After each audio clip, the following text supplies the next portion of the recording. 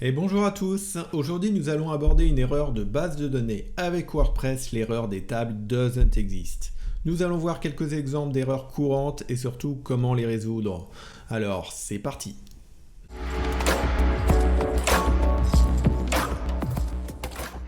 Si vous rencontrez un des messages suivants, c'est que vous avez un problème de base de données.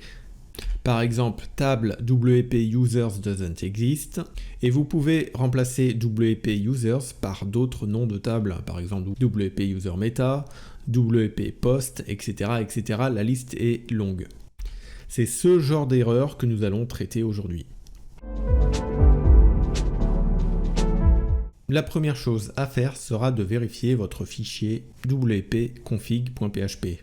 Accédez à votre FTP et éditez votre fichier. Ensuite, au niveau de la fin du fichier, localisez la ligne table préfixe et vérifiez le préfixe de votre base de données. Ici, on voit que c'est le préfixe par défaut WP. Retenez bien ce préfixe. Ensuite, accédez à votre base de données par PHP MyAdmin par exemple.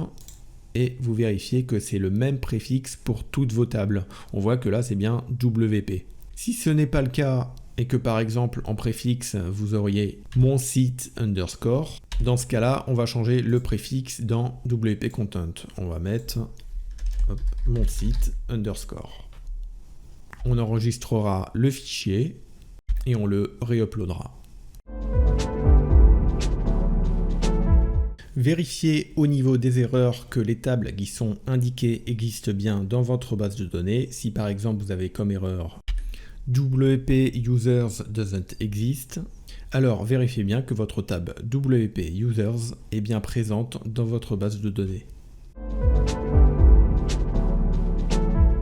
Si c'est une nouvelle installation de WordPress et que vous rencontrez ce type d'erreur, vérifiez d'abord que votre base de données MySQL est codée en UTF-8 MB4. Si ce n'est pas le cas, alors vous devrez cliquer sur la table en question et aller dans l'onglet Opérations. Ensuite, vous localisez la partie interclassement et vous vérifiez l'encodage. Vous voyez qu'ici, on a UTF-8 MB4 Unicode 520 CI. Donc le 520 CI ou le CI tout court conviennent. Si c'est un autre encodage, changez-le en Unicode 520 CI, hop, et exécutez. Ensuite, une autre opération que vous pouvez faire est de sélectionner toutes les tables. Donc on va toutes les cocher et on va les réparer. Cela ne prendra que quelques secondes et pourrait résoudre votre problème. Si l'erreur est toujours présente malgré la tentative de résolution, la meilleure solution dans ce cas est d'appliquer une sauvegarde de votre site web.